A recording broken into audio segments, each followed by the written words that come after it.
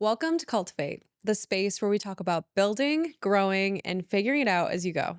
Real quick before we dive in, if you haven't already, hit that subscribe button wherever you're listening. It's free, it takes just 2 seconds, and it genuinely helps the show grow. Supporting the show, whether it's by subscribing, liking our content on social, or leaving us a review, gives me the ability to prove to our sponsors that their investment is well spent and helps me continue doing the work I love. And if you've already done this, thank you. Truly, it means more than you know. Now, today's guest. Dr. Kristen Eichhorn is the Interim Provost, Dean of Graduate Studies, and Interim Dean of the College of Business and Entrepreneurship at SUNY Oswego. Yes, all three at once. Under her leadership, graduate enrollment grew by 34%. She championed lactation rooms in every campus building, and she led initiatives that removed real barriers for real students, including adult learners returning to finish the degrees they never thought they'd complete. She is also a published relational scholar, the co-author of 2 editions of Interpersonal Communication, Building Rewarding Relationships, and the current president of the Northeastern Association of Graduate Schools. And I have to say, one of my favorite parts of this conversation was getting to completely nerd out on communication. Kristen is one of the most knowledgeable experts on the topic I've ever sat down with, and what struck me most is how every issue we face in business, leadership, life ultimately boils down to how we communicate. She gave me so much valuable insight in this conversation that I genuinely think anyone listening can take something from it and apply it to their life or career starting today. I think this episode will leave you feeling more inspired about what's possible in your own career and more curious about the institutions right here in Central New York. All right, let's dive in.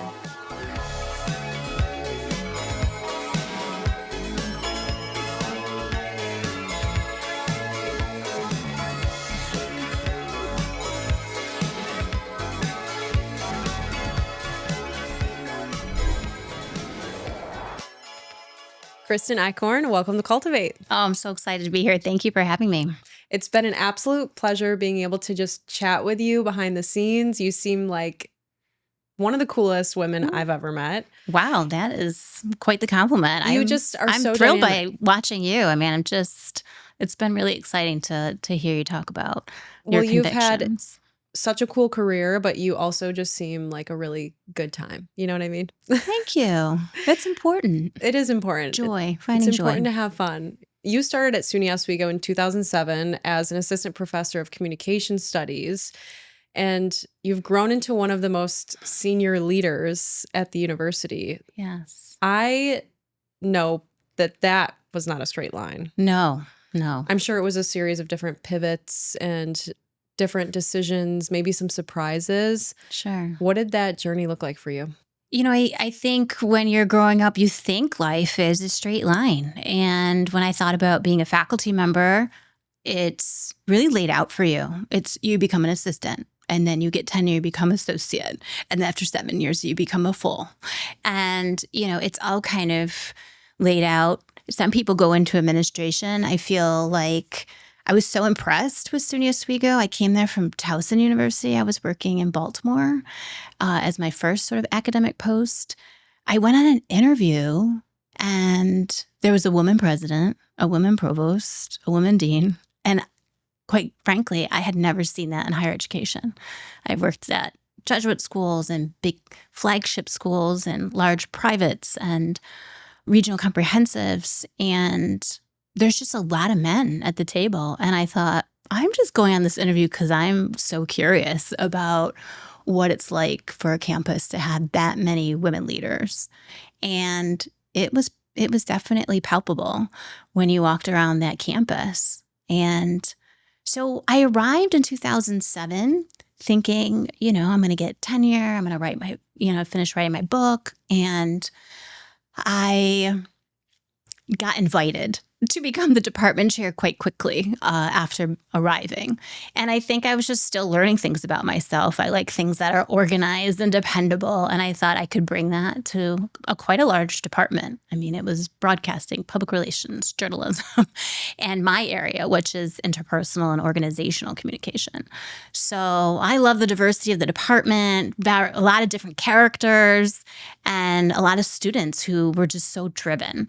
So I became quickly a department chair and started meeting different administrators across the campus.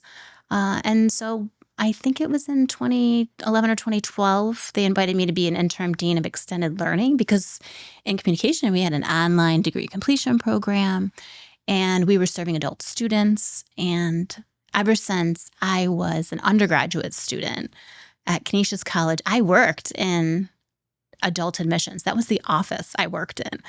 I was drawn to it because my dad never went to college and my mom struggled to get her undergraduate degree. And it was like higher ed was sort of a system that wasn't built for adults coming back. And so here I am working in this office answering phones of, and people telling their stories and saying like, how do I get started? Or how do I pick a major? Or what can I do? And so the idea of becoming the interim dean of extended learning, working with adult professionals was very exciting for me. So I just did it temporarily while we hired a professional, but it did open my eyes into administration at SUNY Oswego.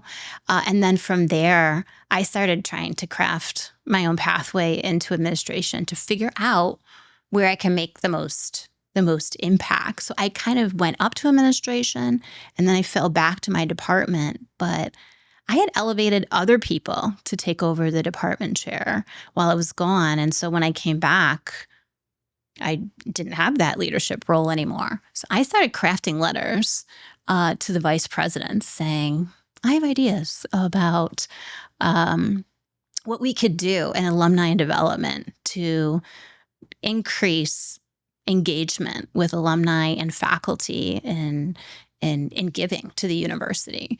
And so she took the meeting with me and I proposed this whole position. I was going to be a faculty fellow in this vice president's office because quite frankly, I just wanted to work next to her because she looked amazing. And so she entertained me and then she brought the proposal to the president's office. And the president was like, well, I want a faculty fellow in my office. And so sure enough, she hired me for a year to be a faculty fellow in the president's office. So you created your own job. I just created my own job. Your own leadership position. Yeah. And that's where, the lactation rooms came into play across campus. And from there, instead of doing like a fellowship just at SUNY Oswego, she said, you should do this national fellowship program. And then it's at that point, I applied to the American Council of Education fellowship and landed a one-year fellowship at Cornell. Wow. You seem like a real go-getter. And have you always been confident enough to say, I know what I want, and I'm not going to wait around for the permission slip. I'm going to just create my own opportunities. Where do you think you got that from?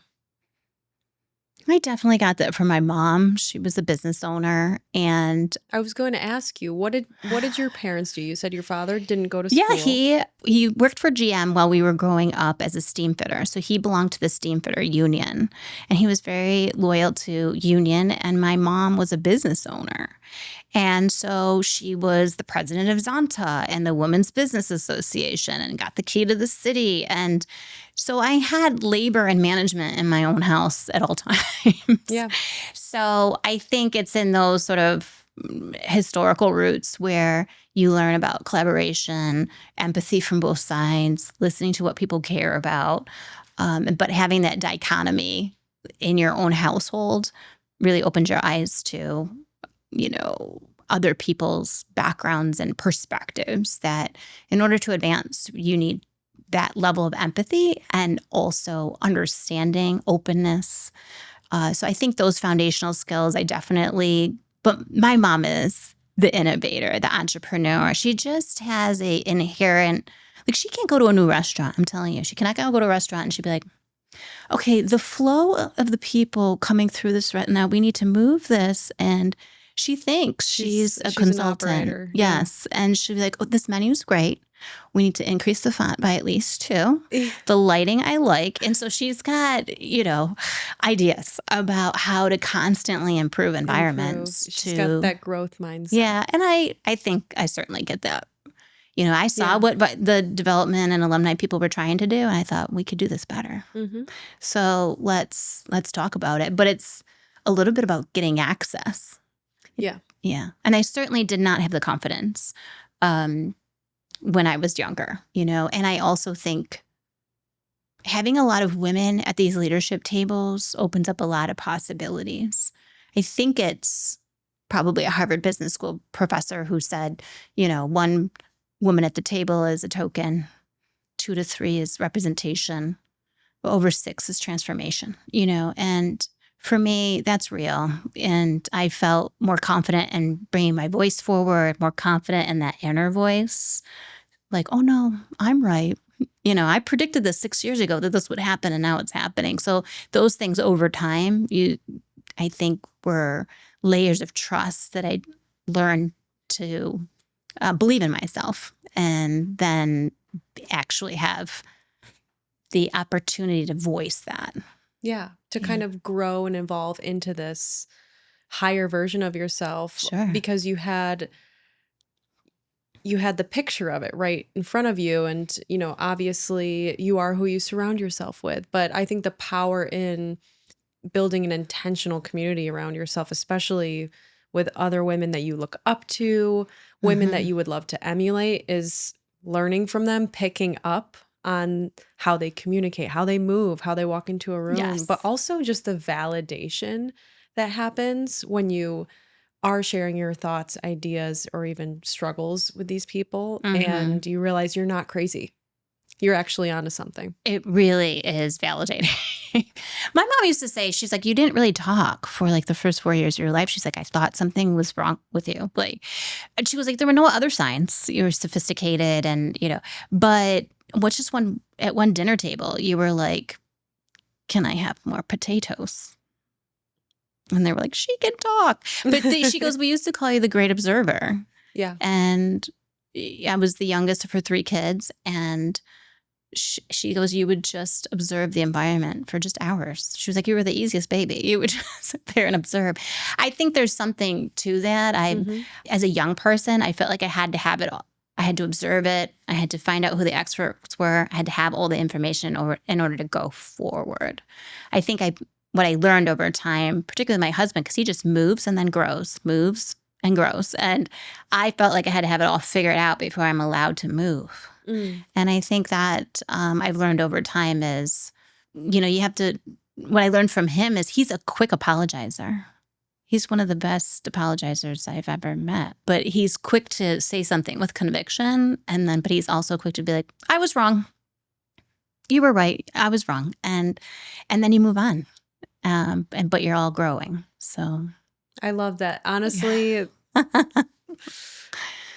your husband sounds kind of like me too, because I'm very much just like, let's get it done. But I think it is important to be quick to apologize. And I think we all move and we all progress in different ways. I think there's beauty on both sides. Yeah. For me, I'll dive in head first, not knowing a single thing about it. Yeah. And then I'll rise to the occasion and acquire the skills, the knowledge, and just the capacity to do what I've set out to do. But then there are people that are a little bit more analytical and intentional and want to make sure they've checked out every single angle before they make the decision to move forward. And I think there is a lot of value in that, because I have made a lot of mistakes, wasted a lot of time and money in business because I didn't do my due diligence. Right.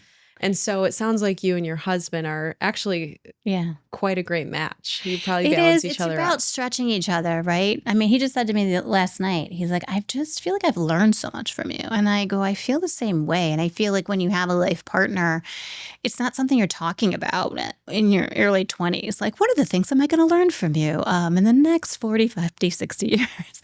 But you want to look for signs and signals that they're curious. Like that was when young people ask me all the time, particularly because I wrote an interpersonal book. They're like, how did you know he was the one? Is a question I get from students all the Yeah. time.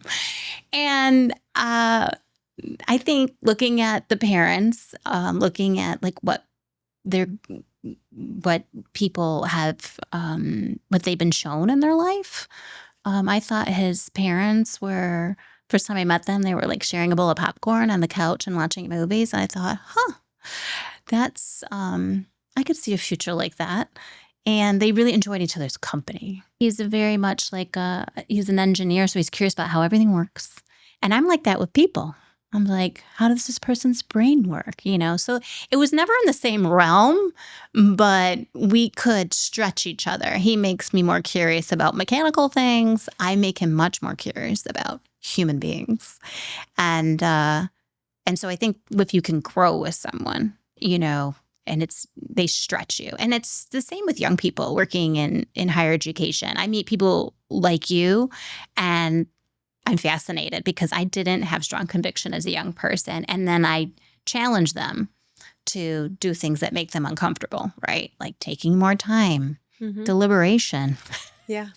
writing several drafts before the final paper is due. Those things are like, are you kidding me? I do my best work under pressure in the last hour, versus the people who are the really deliberate people. It's like, well, what if you just jumped out of the boat and started swimming?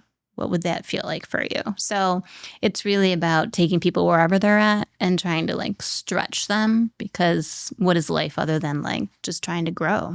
Yeah, I 100% agree. I am obsessed with growth, almost sometimes a little too obsessed. Well, that's why we all love what you're doing here. So.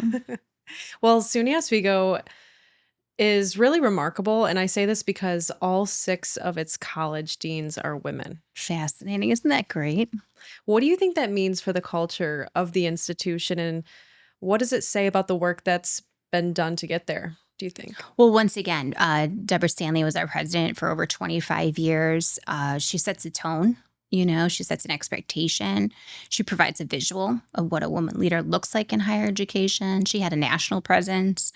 All those things add up. And then if it starts at the top and it starts to move down to the levels, I think everybody feels like when a woman speaks, they have something important to say, that everyone should be listening, and that these are very good ideas and they're not highly dismissive, So I think that right now it's incredible. The women I'm sitting around tables with are brilliant people. They've come from all over the country, and they love to make impact. And we share a mission around student access and opportunity. And I think we're looking at archaic higher ed policies, saying, why do we do this? Why is this important? And is this a priority, or is keeping young people in college the priority? And so I think working with this many women, there's opportunities to sort of appreciate listening, vulnerability, collaboration at levels I've never seen in higher education. That's one of the things I love about working with women is just the level of creativity and innovation that happens, especially when women feel safe in an environment to speak up, to be creative, to know that their idea won't be silly. Even if it is a crazy idea, there's a safe environment. Yes. And that creativity is celebrated. Right. You don't need to have everything figured out. You don't need to be the smartest person in the room to have a voice either. Right. What are some of the creative things you guys have come up with at SUNY Oswego that you feel has given you guys this competitive advantage to make higher education more accessible and flexible, especially for working adults? Well, I think from an administrative level, when I think about the dean team, I think they're looking at the higher ed ecosystem and they're recognizing we can't be doing things like we've always done them historically. And as an ecosystem to begin with, it's a very slow evolving ecosystem that's deeply entrenched in pomp and circumstance and tradition. So it's like moving at a glacier rate. Yeah. But with this team, they understand the importance, I would say, of a couple things. One is listening to your audience. I thought one of the funniest days was when I just opened up TikTok and put in some keywords. I was like, you want to know what your audience is thinking? Boom, boom, boom, to a room full of administrators. There's that communications research experience. Right? TikTok. It's like, this is what your audience is thinking. This is what they're frustrated about. Advisement, scheduling, access to courses, responsiveness of people when they have questions. Like, this is our strategic plan. Right? I mean, this is what we need to do. But in terms of creativity, I think listening to, who are your key stakeholders. But one of the things I think is one of the most brilliant things I've seen even in the last year is the amount of partnerships we have built. I'm so proud of at SUNY Oswego. Everything from Micron to City BOCES, Syracuse City Schools. We have a beautiful campus in downtown Syracuse, and we offer all these online programs, and we have our Lakeside campus. And there's opportunities to build partnerships with an enormous amount of people. And these deans are out there doing that work, from small business owners to mom and pop shops we have students creating digital assets for like a local donut shop in Oswego. And we also are building partnerships with Micron and tech startups, right? So the diversity of the types of partnerships is really impressive. And I think that's going to be a payoff for access for our students to see new things, experience new things, and do what we're known for at SUNY Oswego, which is experiential learning, getting people out there like doing things. Mm-hmm. So that has been one of the most impressive things I've seen from this women's dean team. Dream team, I call them. Yeah. And, I think that's really interesting because for years, I think, now there's a majority of the people that are actually holding degrees are women. But it's a funny thing, because for years, women have had to almost put off their education or careers completely because of other responsibilities. Sure.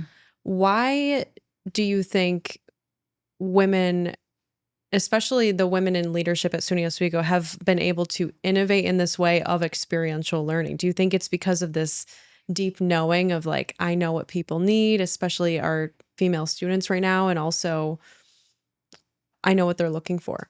Well, I think as women, even if you look at some of the more historical research, as even from the types of games that they've played as young people, there's a lot of, when you think about what we played in the early 80s, Barbies and it's a lot of dialogue and collaboration. You're imagining creating relationships when you're playing Barbie or you're playing House, But also, we also grew up in a time where I think it was Deborah Tannen's work in the 80s around, well, if you want to be successful in the boardroom, you have to act more male-like, right? So we wore shoulder pads and we cut our hairs real short and we walk around with briefcases and we looked like women trying to be men.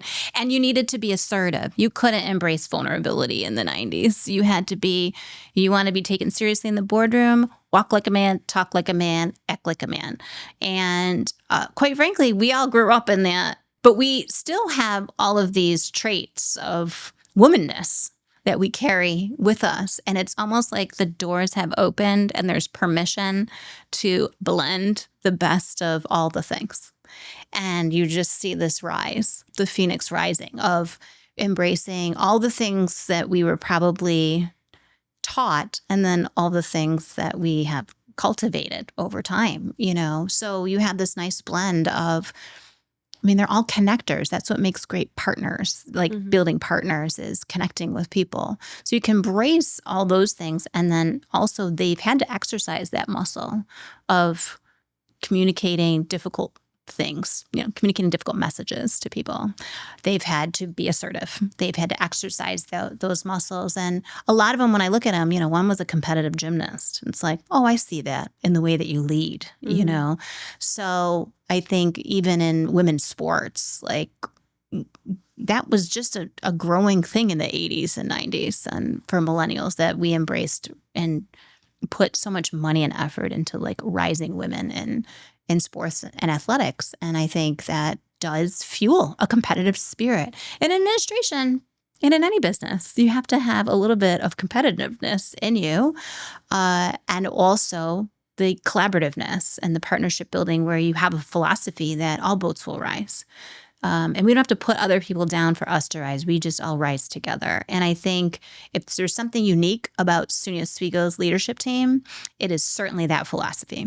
We spend zero energy talking negatively about other people or bringing it is about what do we need to do to rise and to meet these occasions and to these students. And I think if you set the tone at the highest level with that level of expectation, these are the types of outcomes that you get. Yeah, I love it. And I love that SUNY Oswego has become known for the experiential learning opportunities that you guys are providing through these really creative partnerships that you guys have been working on for a while now. Sure. There's a lot of noise we're hearing Yes. about the actual value of a college degree. Mm-hmm. I want to know, what's your take and what do you think institutions need to do differently to stay relevant? Certainly. I mean, we're in an interesting crossroads where for the first time ever, these large institutions of healthcare and higher education are being challenged. I talked to our team about embracing that, right? Because what I'll do is I'll just go back to, these are not new issues.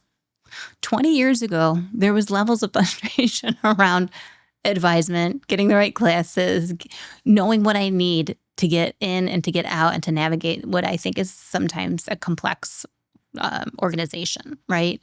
So how can we be more clear? We talk in weird terms in higher ed, right? We're like, well, a credit hour is $450. Each class is roughly 3 to 4 credit hours. Like no one knows how much is it to get an MBA. Just tell me what it is. Right? Yeah. So I'm like, these are the simple things. Like when I did the math, the faculty, I did this trivia for the faculty to say, do you know how much your program costs? I mean, some of the guesses were astronomical. I'm like, no, it's $16,000 for a master's degree in communication. They were like, it is? I'm like, okay, now we'll look up your competitors and do the math and see where your competitive price points are. But $16,000 for a 2-year master's degree in communication. So even the inside audience needs to better understand the ecosystem in which they're working, because faculty historically have been trained to be researchers, right? They all go and get a research degree. And so when have they been trained to be great enrollment management people or faculty members or experts in teaching and learning, or and the list goes on. But one of the things I love about SUNY Oswego is our founder, Edward Austin Sheldon, he hated formal education. I remind people that all the time. He thought it was too formal. It was boring. And this was in the 1800s. He was like, it's boring. And so he wanted to start a school to train teachers how to forgive my frankness, but make it fun, make it memorable. And so I remind them all the time, where we come from. And he embraced this philosophy of teaching. And so there's a statue outside of our main Sheldon Hall of him with an apple and a kid looking up at it, because he believed in experiential learning. He would have students bring artifacts from home, and then they would talk about them. So the apple represents any kind of artifact. All right, well, where did the apple come from? Well, how do apples grow? And what does the soil need to be? Why do they grow here and not there? And so it was this kind of methodology that I think was originated in Italy that he brought and emphasized in the United States. And so she's like nationally known for it. And so I remind people, like, this is where we come from. And this, what does that look like in 2026, 2027? How are we innovating the classroom in ways that invite young people to critically think? Because, there's so many misconceptions that we have to, and different theories about what is the purpose of higher education.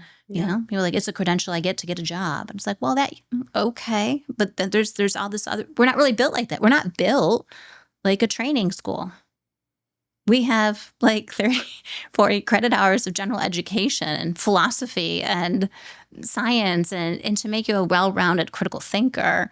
But people, when they kind of focus on, like I did, what's your major? And does the school have my major? And I didn't really know how to navigate college when I went. I played volleyball, and the coach called me, and I did the morning announcements in high school. So people were like, you should be a communication major. Okay.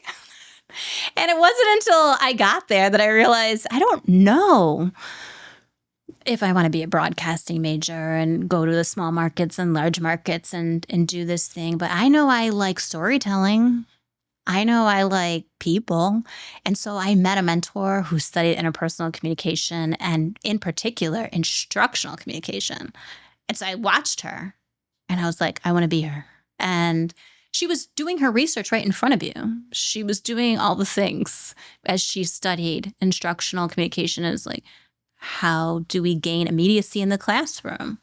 And she would use your name and reduce psychological closeness between faculty and students. And then you'd want to learn more. And so then the learning came from you, and it wasn't like, and so I was fascinated by her and I wanted to like be just like her. So I think all these things come together, and we have to remind the people who are doing the everyday work, why are we here?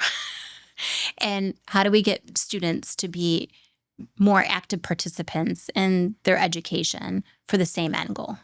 And I think if we understand what they're telling us and listening to what they're saying to us, we can get there together with students instead of it being, I'm the faculty and you have to learn from me. We have so much to learn from the students that we're sitting across from.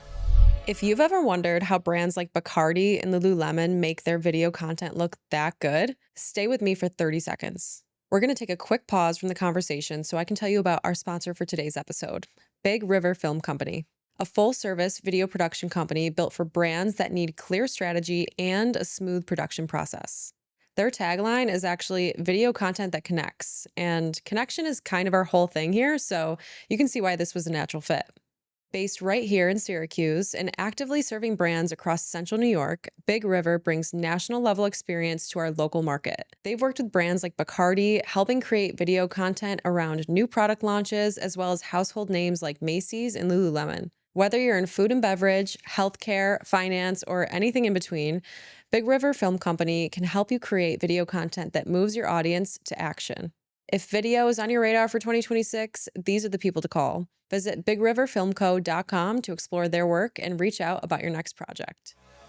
Ronald McDonald House Central New York is doing truly incredible work right here in our community, and I'm so grateful to have them supporting the show. Ronald McDonald House Central New York provides families with a nearby place to stay at absolutely no cost while their child is receiving medical care. Because when your child is hospitalized, the last thing you should be worrying about is where you're going to sleep tonight. And the story behind how this organization came to be is one I think everyone needs to hear. More than 50 years ago, a female physician named Dr. Audrey Evans saw a need that no one else was addressing.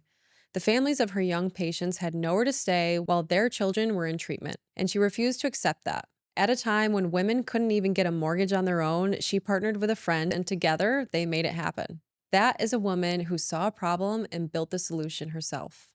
What I love even more is that the Ronald McDonald House right here in central New York was born the same way. Parents of children going through treatment saw that same need in their own community and did something about it. That spirit of ordinary people showing up in extraordinary ways is woven into the DNA of this organization from day one. Ronald McDonald House, Central New York, has been led for the past 25 years by CEO Beth Trunfio, and under her leadership, this organization has grown in ways that have changed countless families' lives. I actually had Beth on the podcast recently, and her story and her passion for this mission will stop you in your tracks. Go back to that episode and be sure to give it a listen. And if you want to support this incredible organization in person, join them for Many Hearts, One Home, their annual celebration happening September 25th at SRC Arena right in Syracuse. Details are in the show notes. Go check it out. And thank you, Ronald McDonald House, Central New York, for everything you do. I think what you have been able to do in your career, but also learn throughout your career and study and absorb throughout your career about communication is absolutely fascinating. Communication is a topic that I've always been super interested in, just simply as someone who also loves people Yeah. and is also just very curious about people. I want to know why people think the way they think, move the way they do, make the decisions that they choose to make. I love to just understand, right? And you are a relational scholar. What do you think? What are maybe just a few little communication tips or theories that you could share with us that can help someone become a better leader? Sure. I think sometimes what I tell my students often is there's no perfect communicator. I think when you decide you're going to be a communication major, everyone in your family, if you mess up in some kind of way, they will say, "Why aren't you the expert in communication?" And I say, when you sign up for this, what you're signing up for is lifelong curiosity, and you're waving the flag that says, "I will continue to grow in this space." There is no perfect communicator. The goal is continue to understand, continue to stretch yourself, continue to try to understand people who are different from you. And that's the goal. And the more that we can do that with goodwill, the stronger communicators we will be. So it's a lot of what you're already articulating, quite frankly. It's, stay curious, stay hungry to learn, and be open to people who are quite different, because that's where the learning takes place. And I think the second part that I tell students is that what I've seen in a lot of miscommunications is people perceiving communication personal to them, and where it oftentimes has nothing to do with them. Going back to the schoolyard and bullying, so much of that research really has nothing to do with the kid that's getting bullied. It has all to do with the kid who's the bully, right? Like, what kind of trauma is happening in that person's life, So when you hear hurtful information from other people, where I feel like the misstep is we carry it with us. Someone maybe said something passive aggressively to you, and they're like, "I don't know if I like that person," or "that person was rude to me," or, and they carry it. Instead of an immediate, "I wonder what's happening in that person's life." Yeah. And so we have a psychological disposition to make it about us, when 99% of the time it really is about whatever that other person is going through that we may not know. And I think if we just understood that concept better and could embrace that more clearly, there'd be a lot more healthy relationships. That everything is not really always about us. It's oftentimes about someone else and the myriad of things that are happening in that person's life that has very little reflection on who we are as people. Yeah. That realization does take, I think, a really high level of awareness and knowledge for Sure. just for how people actually do operate. Yeah. If there's anything I've learned about building relationships, building long-lasting business partnerships over the years, it's that every issue boils down to a communication issue. And I'm one of those people that I just want to do right by you. Yeah. I hate letting people down. And whenever I do let people down, it's because I dropped the ball on communication. So I've slowly but surely been learning how to be a better leader through enhancing my communication skills. And I've found, in order to be a better communicator, first, of course, honesty has a lot to do with it. Yes. Empathy has a lot to do with it. Humility has a lot to do with it, but also proactiveness. Yes. And as someone who hates letting people down Yeah. and just wants to make everyone happy and also wants to be liked Sure. by everyone, I have not been as proactive about certain conversations as I should have been. Mm-hmm. Because I'm avoiding the tough conversation. But one thing I have learned, and most recently, is that clear is kind. And the Yes. quicker you can nip something in the bud, especially with a business partner, Mm-hmm. the better you are in your business, the better off that relationship will be. Mm-hmm. The more you can avoid burnout because you're not Right. carrying that like heavy weight Yes. around of, oh, I need to have this conversation. I need to have Yes. this conversation. But it's hard to have those Mm-hmm. tough, assertive conversations in business. And I think maybe there's a lot of business women that can relate to this, is like we have been conditioned as little girls Yes. to be good Yes. and to be kind Right. and to not be a bitch, Right. Yeah. So So it's been a real interesting journey in my personal leadership journey of like, okay, how do I toe the line of continuing to be a kind leader, Yeah. but also protecting my business Sure. and making sure that I'm holding people accountable. Yeah. I mean, so many good points there. I mean, we should really co-author my next book together. You have very wise words there. I think that a couple things. One is we have to be able to, understand where people are coming from. I think part of that, the difficult conversations, like you said, nipping it in the bud quickly, almost giving people a strategy about how to like get there, and what I'm witnessing in just more recent times is trying to expand people's repertoire about like, how do we approach this, So the one-on-one I'm paying attention to most recently is like using vulnerability to do that, right? So it's like, I need your help. And it's interesting, like that's your lead in, and it's sort of like, I want to, and then share whatever the shared goal is, but giving people tools and expanding their repertoire, but like, how do you just start? Starting's the hardest part. It's like writing a paper, it's getting started. Yeah. It's like, how do I give someone going just to an the gym. entree? It's like, you got to get there. How to get in the door. So that I've been trying to pay attention to about how we expand that piece. The other piece we talked about briefly, apologizing, exercising the apology muscle. I mean, my son last weekend, he lied to a friend of his. His friend called and said, "Did you do this?" And he said no. And then later I go, Did you do that?" And then he like broke down. And I was like, I think we need to go tell him. And we went right over to the house immediately. And, I tried to help because I think the hardest part is finding the word. What do I say?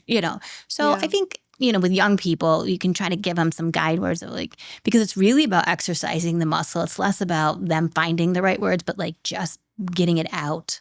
And him noticing that his friend let him off the hook, I thought really easy. He was like, "Oh, I figured, no worries, we can move on." Like, and my son was like, "No, it was wrong, and I want to make it right," And his friend was, it's amazing how in your head you build it up to be, it's going to be this really drawn out conversation that's going to weigh us down, and how, quite frankly, people don't want to live in that dissonant space very long. So I think they think more of your character if you can get those words out more quickly. Yeah. So that you can address whatever the relationship is at that point. The other part is too, and I used to talk to medical students about this, is, medical school, they take so many classes about how to do things right. And then what if you screw up, then you're going to get sued, and I need all this medical, Yeah, there's like lots of consequences for being wrong. Yes. And I think that's scary. That's where that fear of like It's having a fear. the difficult conversation and just starting it Right. comes from. But I said, people don't sue people they like. They don't. I've watched it over and over. My mom said terrible doctors in Buffalo. I mean, just terrible advice and terrible, But she's just like, well, he really cares about me, He really wants me to be well, So I think about it in terms of like, I think depending on what stage of relationship you are, the things that you're talking about really matter in the beginning of your relationship. Like that your word is good. We're going to meet at 10. We're going to meet at 10. It's like this. We got to do this. And, it's kind of transactional in that immediate. And then as you develop a relationship, there's opportunities to demonstrate credibility, knowledge, and what I would add is goodwill. Goodwill goes a long way. Does Alex have my best interest in mind? I think that's a question that will get you. That's a lesson I've learned over time that has it's more weighty than I think any kind of scientific research would put on it, right? So, or what my husband was like, oh, you had a fluffy major. I was in computer engineering and you studied communication, and that's that fluffy stuff that you talk about. But quite frankly, when he comes home from work, his biggest struggles, just like you said, Our are communication. And so he's often around the dinner table saying, how do I get these team members to work together? How do I get people to think not only their idea is the best idea, right? So when it comes down to it, I feel like this is why I gravitated towards this degree path and this research area, because I think it's never ending. It's why my brother couldn't find dates and why my parents didn't necessarily have a great marital relationship, and I just studied all of it. And I thought to myself, well, if you can communicate clearly with goodwill and try to just continue to do better, we will have healthier relationships at home. We will have healthier relationships at work. And hopefully this is how we build community. Yeah. Because it doesn't, and that's the thing. I think there's a lot of people that discount folks with communications degrees, Sure. and they act like that's a fake degree, Right. or that was a fun time was for a fun you. time. That was an easy degree for you to get. I think that's what a lot of people assume. But when you really think about it, everything, no matter who you are, what you do for a living, everything boils down to communication. Oh, every meeting I'm in, it's funny. They point like, well, if the communication was more clear, or if the marketing, or the messaging, If we had known this if we information, had like who's responsible for delivering that message? For me, and it could be that I keep looking for it, but certainly every meeting I'm in, I feel like, okay, we can do better in these spaces. It's an ongoing effort that we need to be paying attention to, because we can't rely, higher ed can't rely on, the fact that they're higher education, or this is what the faculty is saying. And to go back to the disruption is, no, part of being accessible is listening to your audience, adapting to their needs, and creating more opportunities for people. And, we're going to do that by being better communicators. We need to be more clear about our expectations.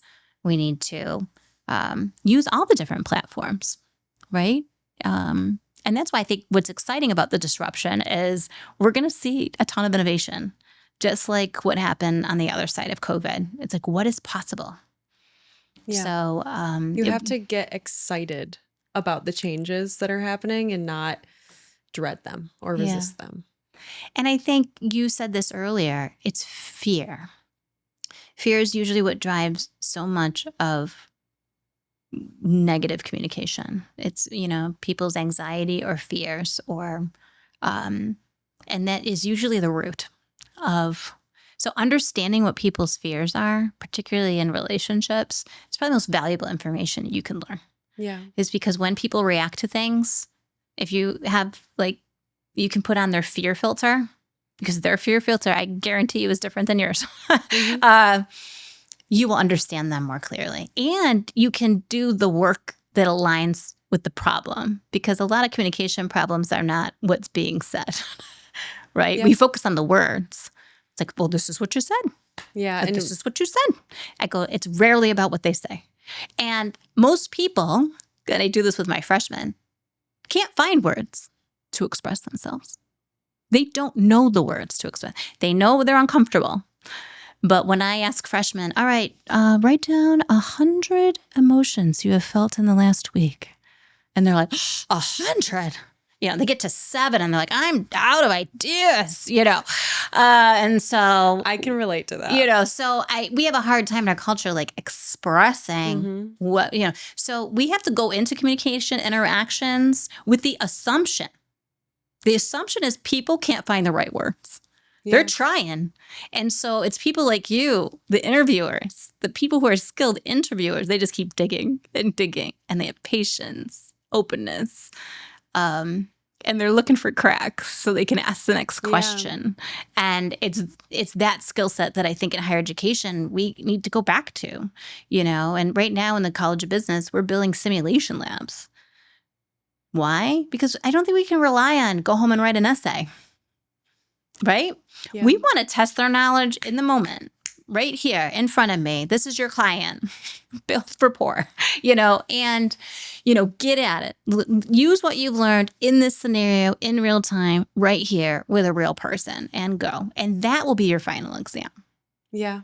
I love that. I think that is exactly what higher education is needed for a long time. And, I had shared this briefly with you before we started recording. I went to college for 1 year after high school, like everybody else did, except I chose to be a dance major Yeah. and pursue a career in performing arts. And after that didn't work out, I dropped out and just started a business and ultimately decided college is too expensive, college is too hard to navigate, college isn't for me. Right.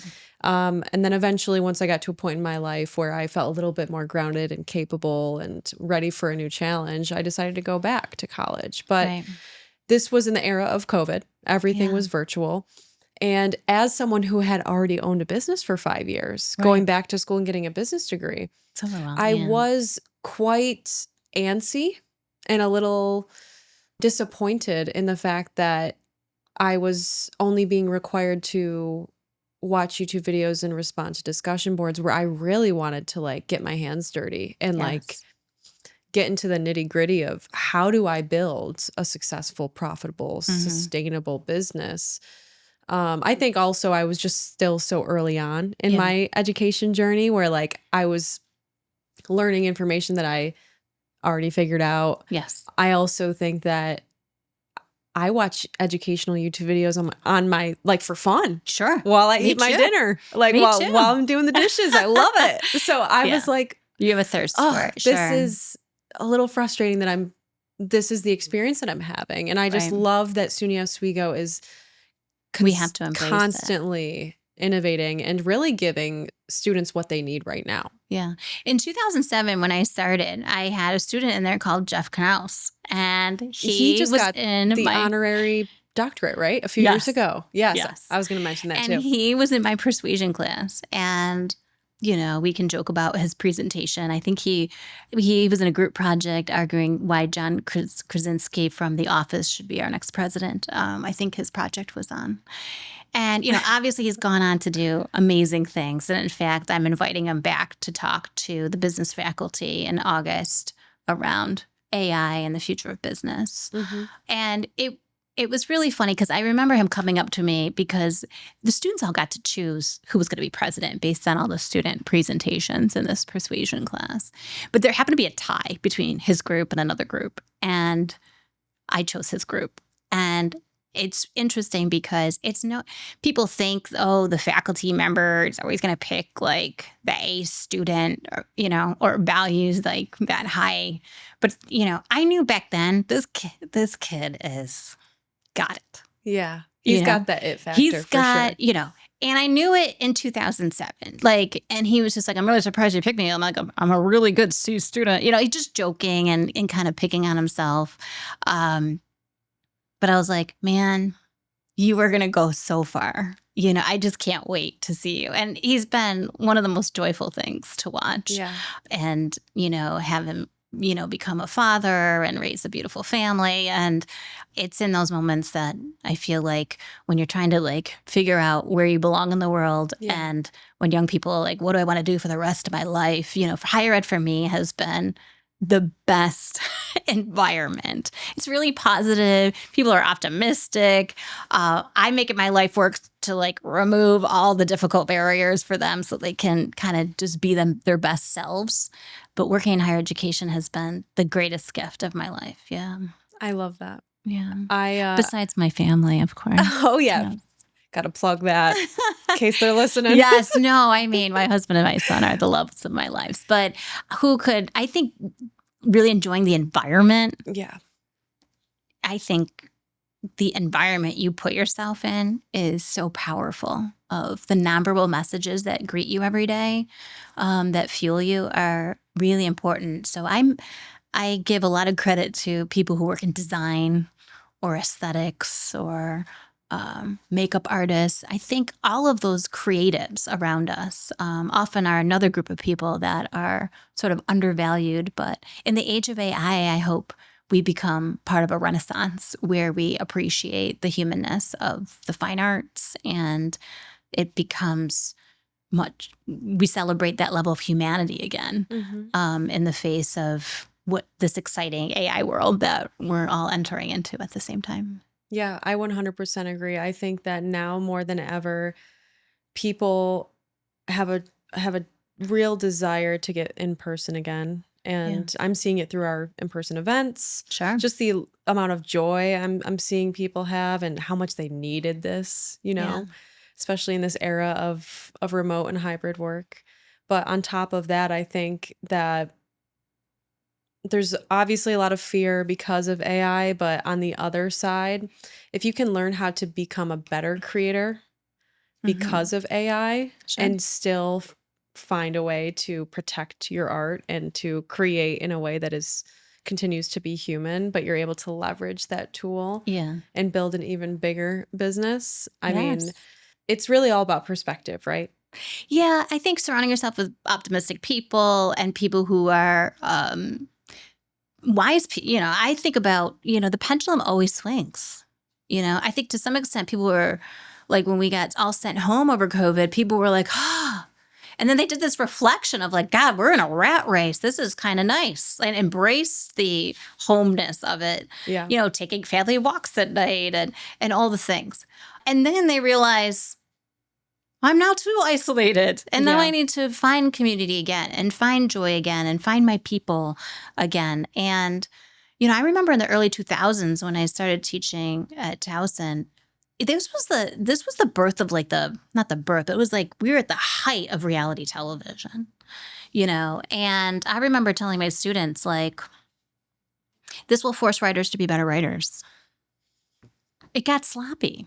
It got sloppy in the 90s. And then, MTV, The Real World, it came out, and it was just like we were fascinated by just that candidness. The candidness. Yeah. And I go, but writers will get smarter and more clever and wittier. And then the backlash of that was we had really smart shows on the backside of reality television because our standards were high, our expectations were, and, we've carried through. I mean, there's such choice out there. And I think people will continue to celebrate those innovative, clever, witty people that can tap into our most human instincts. Yeah. Yeah. Thank you again for tuning into today's conversation. I just wanted to let you know that Cultivate is now on Substack. After you subscribe, you'll get weekly episodes sent straight to your inbox, and once a month, a bonus newsletter from me where I share what I'm personally learning and navigating on leadership, community building, mindset, and building a mission-driven business. No highlight reel, no pretending I have it all figured out, just what's true in real time. You can find the link to subscribe in the show notes. I'd love for you to be a part of it. Okay, now back to the conversation. I love where this conversation is going. I want to kind of circle back to some of the cool things that are happening at SUNY Oswego, especially for working professionals that decide they want to go back and get that darn degree or get their master's or get their doctorate. Yeah. A lot of adults feel an insane amount of overwhelm around the thought of going back to school, even if it's something that they're deeply desiring. How does SUNY Oswego make that first step feel achievable? Well, I think with anything that's overwhelming, it's sort of we have to break it down into manageable steps, right? And it starts with that first conversation with an advisor, right? So in that first conversation, do they feel welcome? Do they feel like this is a place where they belong? Are they getting clarity about a vision of this is where you start, this is what it's going to look like, and this is when you can get out? Have we put resources together for them to actually visually see the journey? How do we use AI for them to upload a transcript and for them to see it themselves in the moment before they even apply, what it would take?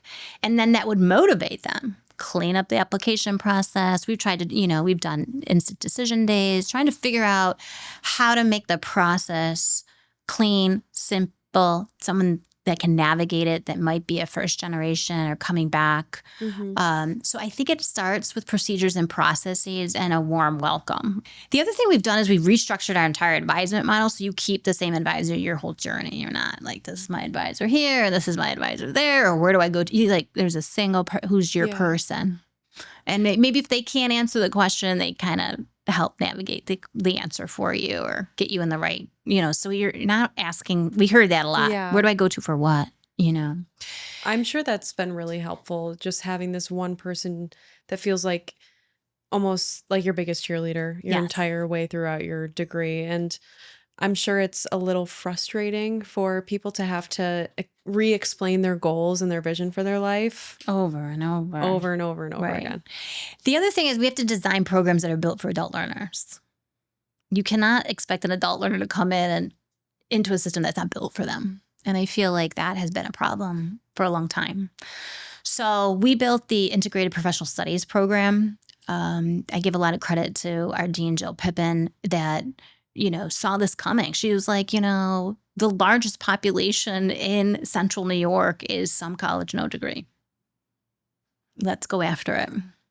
If we want to make an impact, this is the greatest impact we can make. Birth rates are going down, in the region. This is where our mission fits. We work strongly with military populations and people coming back. So we had really strong roots in this area. Her division has gotten multiple awards for working with adult students and having instructional designers work with faculty to make online learning and hybrid learning better. But this integrated professional studies has unique characteristics in the curriculum, right? So it builds in flexibility. It builds in sort of a respect for people's work outside of the classroom. And I think that's where these conversations have to start, is to say, oh, you've been working at Upstate for 20 years, or you've been working in as a TA, or you've been working in the media industry, and you've never required a degree. But it doesn't mean you don't have skill sets in communication, project management, business communication, like all the things. We have to be able to look at that experience and give credit to that. We can't just say, you have to take it with us or else we don't count it, right? We have to say, can you demonstrate the learning outcomes of this class? Let's match them up. You can give us some evidence and we will match up. And so we call that sort of credit for prior learning. We have intentionally built in resources for advisors to explain what this is. And it gives that first conversation a different tone and tenor, right? Where it's like, talk to me about what you've been doing and to see if we could match up some credit hours with the work. And I think what we're sending is a message of, we respect the contributions that you've made in the workforce up until this point. Let's see how we can translate that into academic credit.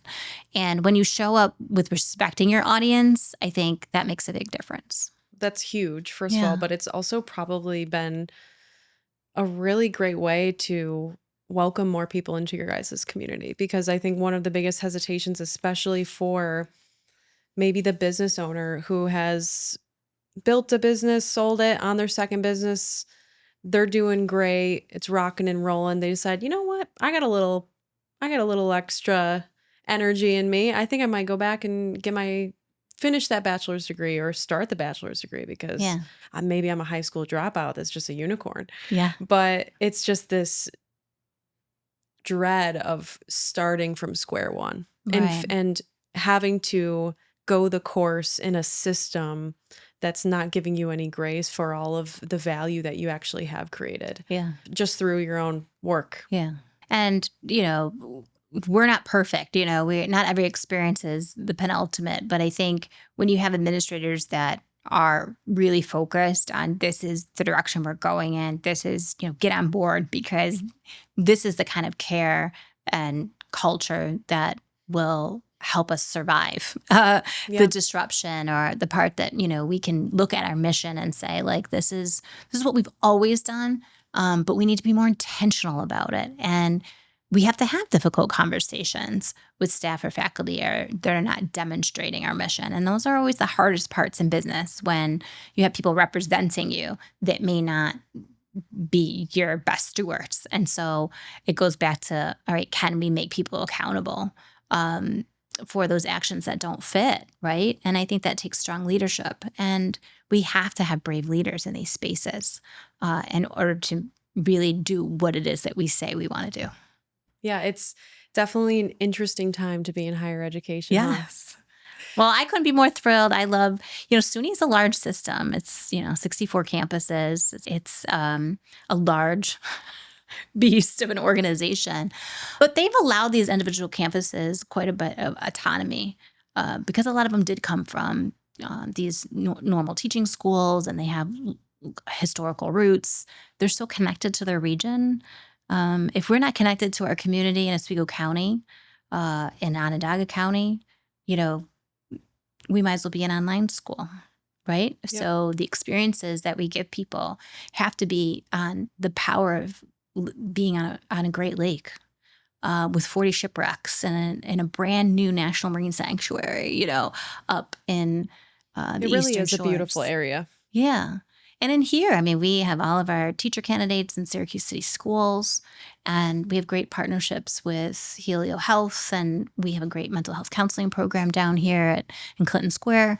So we're going to be even building stronger partnerships with OCC and making sure that there is a SUNY comprehensive answer in Onondaga County to give people the right price point for degree completion, and particularly the baccalaureate and master's degrees.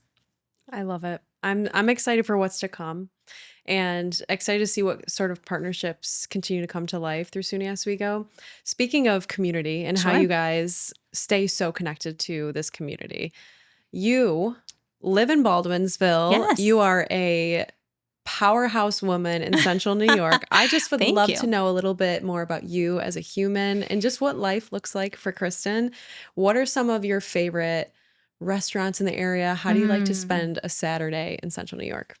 Well, we recently moved to Timber Banks, and we've just slowly evolved into a golf family. So we used to live on Oneida River, and we bought a boat over COVID, and we were enjoying all the fresh water around here, this region. And we met some folks, and we met Smolin Builders at Persimmons one night having a drink. And he said, "Oh, we're doing this parade of homes. And would you guys want to be the Smolin home for the parade?" And the immediate thing I thought of was, does this come with a designer? Because it's not my expertise, Yeah. but I value the expertise. Yeah. So my husband and I bought an 1800 row house in Baltimore before we moved to this region. And we painted the first floor living room in what was called orange from Home Depot. And it was in these moments when we went to go sell the house, the realtor was like, "Are you going to make that a more neutral color before you sell it?" And my husband was like, "No, it's awesome. It's beautiful." And I thought to myself, I can't build a home with this man without a designer who can veto a lot of the eccentric ideas that he may have.